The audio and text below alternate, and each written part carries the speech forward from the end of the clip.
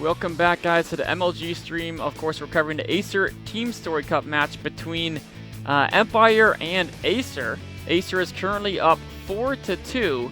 Happy, of course, taking he actually took a win against Scarlet earlier, and then he was revived in the last match to take the win against Innovation. So he's kind of been their linchpin player in this match.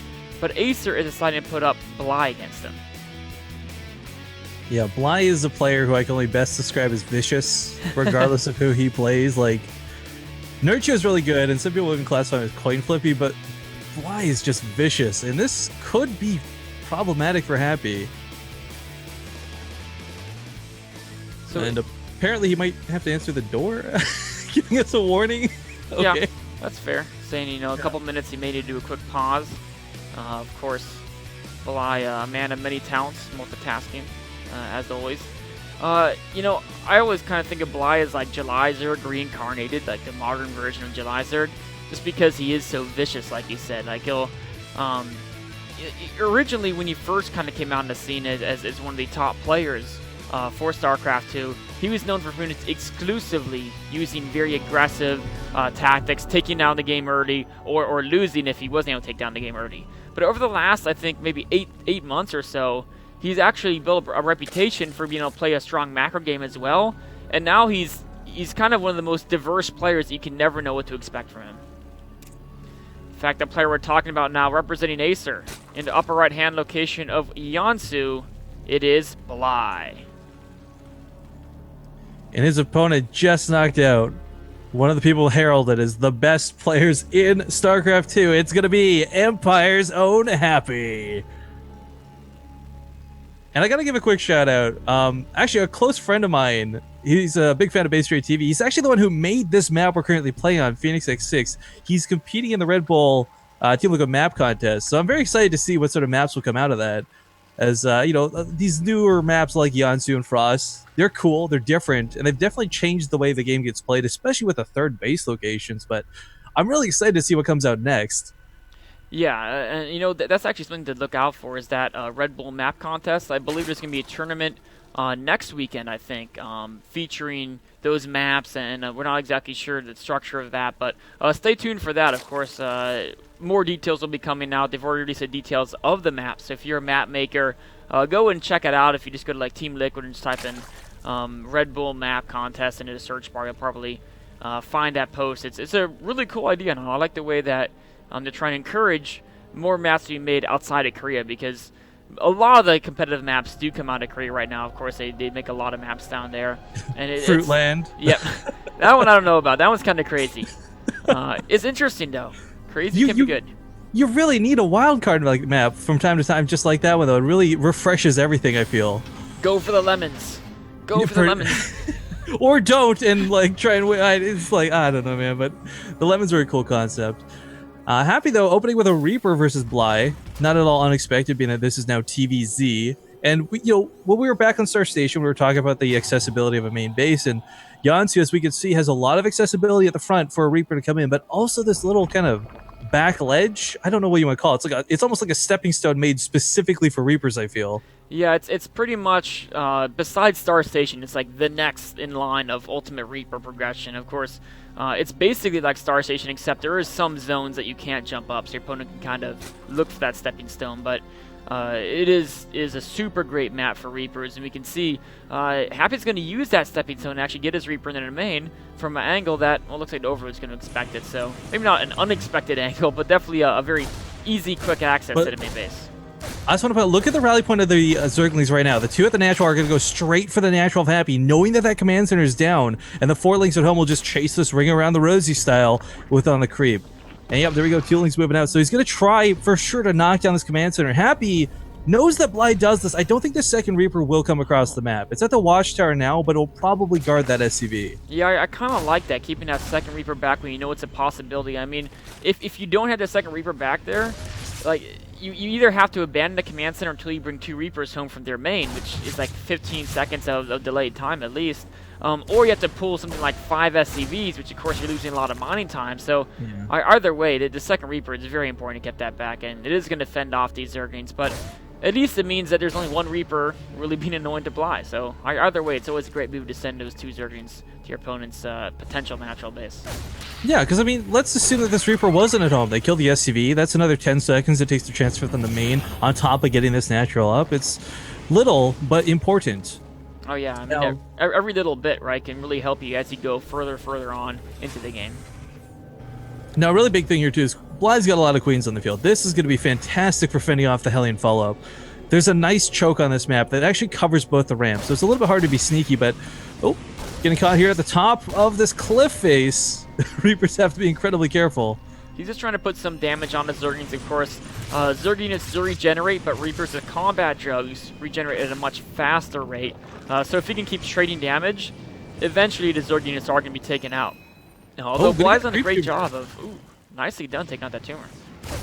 Actually, I'm not sure if there's a cancel or not, but yeah, it's going to stop the spread at least for now. And it's all the little things that count. Overlord in the main may go down if Bly doesn't move this out correctly. Marine's just kind of corralling it, but these Reapers might finally secure a kill. Yeah, they get one, almost 2 of the drones, mining gas, no less. They wanted that second drone. They did. Yeah, they're getting their workout going up and down constantly throughout the base. Keep Bly. tabs. Oh, here we go. Hellion's in a natural. Yeah, on top of the Hellions in the natural, he's going to lose the Overlord on the other side of the map. That's going to block him just barely if he loses. Well, actually, because he's losing so much, maybe not. It's all part of the plan. It's a tactical sacrifice. That's what we'll classify. Here we go. Yeah, 9 workers killed, a couple links too. Not the best place for Bly to be in at the start of this game. The creep is getting pretty much shut down by these Hellions and these Reapers. Yeah, Happy's just been so on top of the map. He's just been in Bly's face constantly. Not even giving Bly a second of respite here, of course.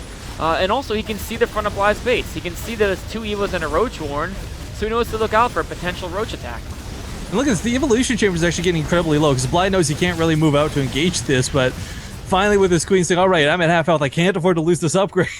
Oh, that would have been a disaster if he lost that. Of course, he is going to be able to push it out with the Queens, but Happy's definitely looking good behind us. Now, one thing that's important to note is it's common behind a Reaper expand to go triple CC. That's often one of the most common follow-ups. Of course, you get the factory, you get your natural, then the factory, then a 3rd command center. Happy hasn't done that. Happy's, unless I'm horribly blind, he's actually progressed straight into hiding additional barracks, and he's put those barracks in the bottom of his base. Okay, there's the pause Bly was talking about, but... Gotta get the pizza. Yep. Everyone needs their pizza, right? What he's done is he's hidden, at the same time when normally the resources you'd spend at 3rd command center, he spent those on 2 additional barracks a little bit faster than you normally expect. And now, of course, that means going forward, he's only been at 2 bases, but it also means there's going to be this timing where he has, some medevacs and a lot of Marines, a lot more than Bly might expect. And the question is, can Bly deal with that, or can even maybe he'll probably be trying to take a 3rd base, so can he defend his 3rd base from this aggression that Happy's going to be putting onto him? Well, worth noting here, too, take a look at the front of Happy's base, that natural wall. He actually had to call down supply because at one point he was so supply blocked, focusing on this sort of forward aggression. And that's not something you ever really want to have to do unless you're kind of desperate. And on the front lines like this, too, that depot going down is going to hurt. It really is. The fact that it looks like Bly may be going for a big kind of +1/+1 Roach attack with Roach speed, that is a vulnerable depot. Now, if you went for the fast 3rd command center, I would say the depot is all but dead against the Roach attack.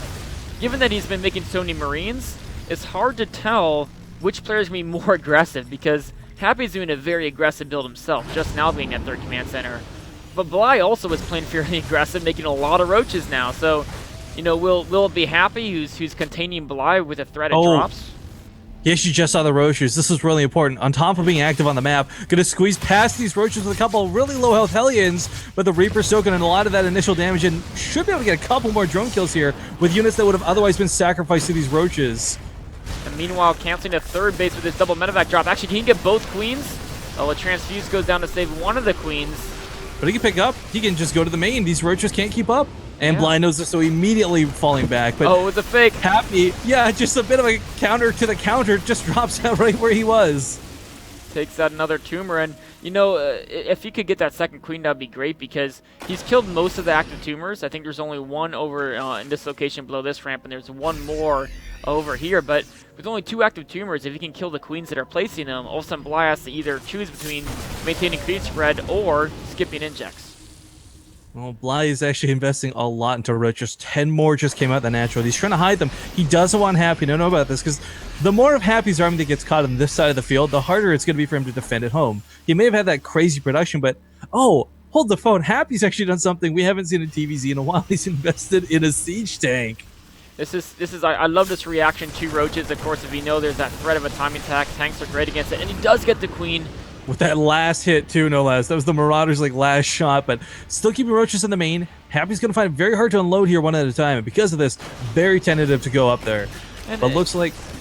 Oh, sorry, didn't mean to interrupt. Oh, I was going to say, it makes absolute sense that, you know, Happy's kind of just staying back, being defensive, but he's keeping the Medivacs as a threat to Bly, because Bly spent so many resources trying to go for that roach timing. Look over here. Sorry, look over here at the third, though. He's been dropped on this go, and no cancel. Oh, just barely cancels it. Wow. Bly's having a rough time accomplishing what he wants. Now, he's going to try to push the front here, but with a tank and that many bio units behind it. I guess the bunker at the very least, so consolation prize there, but Infestation Pit now finishing up. I don't know, Infestors would be an interesting choice to add into this. It's kind of a little bit too early to rush for Hive Tech, though. I mean, what are you going to get out of that, right? You're investing so much into the roaches. Yeah, I think it has to be Infestors. I mean, he's at the point now where he's realized, okay, he's got too many drops starting to counter me. His defense is solid. I can't actually kill him. Like, this is... Oh, the main finally finding an edge here. Unloads these medevacs that have been hovering around for so long this game. And Bly has nothing here to defend it. Oh my god, Bly loses the queen. He's going to lose a lot of drones too, but Happy not focusing on this for the time being. Yeah, the multitasking is great by Happy. He's trying to deny a third. That's being protected. But meanwhile, the main doesn't quite get the spawning pool. There's no anti-air here, though. Not even a queen. These medevacs aren't going to be chased off by much. And there's only 2 queens on the map. That's not enough to really fend off medevacs. Oh, tunneling claws. This is actually kind of cool. Perhaps hoping to catch Happy with a supply depot down, sneak into the base, and get right underneath the tanks for Numburo. Yeah, or even, you know, mid-game, just like 3 roach hit squads in the mineral lines. There's a lot of, you know, utilization of that tunneling clause just to force out more scans for your opponent to be as annoying as possible. But let's not forget, too, it makes them heal like crazy. Oh, and that's actually a very valid point. If you're skirmishing and, you know, Terran pulls back and heals the medevacs, you can heal with a drop or with the burrow. Yeah, I mean, look at these roaches right now in the field. They're all low. Some are in the red. It's having a full health army is a big deal when it comes to engaging tanks. Not losing half of your army to the initial tank volley is kind of important. It's definitely very useful. One thing I do like it is, you know, as soon as Bly realized that the mass roach attack wasn't going to work, his opponent had too many units on the field, there was these medevacs pestering him. I like how he went straight for the infestors. I mean, he has been taking a lot of damage here. He's definitely behind in the game, but if there's one way, you know, you talk about how does Protoss catch up? Well, landing massive storms, right? You know, how does Zerg catch up? Landing massive bungles. So while he's behind, it gives him an opportunity to catch up with maybe some great chain bungles on a whole clump of bio. I want to note, too, this is the 15-minute mark where Bly finally gets his third base. Compared it to the fact that sometimes players open 3 hatch before pool, he is so far behind on getting his economy up. And it's unfortunate that he's been forced to play in this 2-base scenario, but he's been handling it incredibly well. Yeah, his defense has been very solid. I mean, there was 1 drop in the main, but overall, he's been defending well. The problem is that his build was intended to be an aggressive build, yeah. So that's why he's a little behind. Is just because he's made sacrifices to attack, and then Happy's just been so on top of this game, just constantly harassing, constantly keeping Bly on the back foot that Bly's never gotten that attack done, and now he's at that point where he's playing from a little bit behind. But again, as long as his defense is solid, some good fungals and engagements could bring him back into this. And drop at the third again going off. Roaches are going to try and hold this. They'll get a good chunk of the Marines up, but Happy with that really nice micro does maintain the Marauders. And Happy, you give this guy a medevac and a Marauder, he does magical things, but going to be driven off once again. I don't know if he's noticed that there's tunneling claws on the Roaches. It's a visual, visible thing, but not a lot of players know to look for it because it's so rarely, like, researched. Yeah, it's funny. It used to be something everyone looked for, especially Protoss back in the day. There was a lot of people who would mass roaches, but it is something, you know, like as the metagame shifts, people forget certain things. Although I think he's probably something he can assume by this point. And he doesn't have. Okay, he has 1 missile turret. Yeah, he has some missile turrets to help give him detection. So. Oh god. I just realized this whole game, Happy's been dancing with like 3 medevacs. He's never really used the full force of his army. And here it comes. Yeah, and here it comes. Yeah, marching across the field. Tanks, Marines, Marauders, and all. So Drops a little. Gets unfortunately forced to pick up, but he sees the Vipers, or maybe, I don't know if you actually saw them or not. So going to make this a little bit hard to engage. The Vipers aren't going to have a lot to abduct other than the tanks, but the blinding clouds are going to make it very difficult to engage. They act very much like force fields, and they're going to create these zones which the Bio can't choke into, which is happening right now. Siege Tank's unable to fire, Marines just barely able to connect, and some really great bungles going off. Look at that, every single Marine on top of that tank is about to pop. And Happy is going to lose so much of his army, but I think he might still have just barely enough to push through.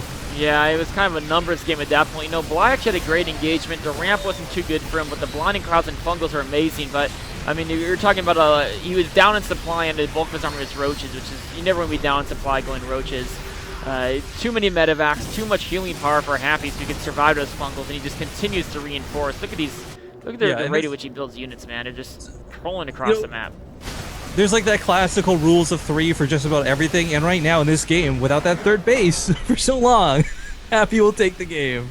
Yeah, wow. Happy's on the comeback trail. So, in fact, it's 3-4 now. So Empire only down by a single point. If Happy can win one more map, he'll bring it to the final ace match for both teams. We'll have to see how that one plays out, but that will be a beautiful Cinderella story for Empire Ants. I mean, they haven't won a series yet. They were down 4-1 in this series, so for Happy to make it the comeback that he's starting to make now is absolutely fantastic. Of all the people, too, I mean, there's innovation, the potential of MMA, Nurchio, Scarlet, Bly. I mean, like, this is the last team you'd expect there to be, like, a reverse kill-in. Yeah. Not like an all-kill, it's too late for that, but, like, a reverse kill scenario. Wow. We'll have to see if Happy can keep coming back, of course. Right now, it's 4-3. That means game number 8 will be coming up next.